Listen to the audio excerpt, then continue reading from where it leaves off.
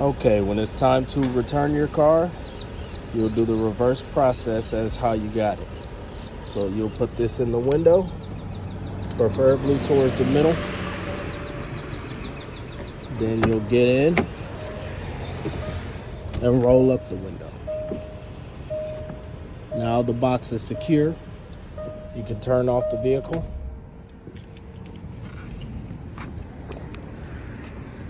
Close your door. Lock the vehicle. If there's a case to put this in for RFID, please put it in the case. And also, to open this box, you'll have to put your code in and pull it down. To close it, you'll also have to put the code in. Pull the tab down and push it in. Now it's secure.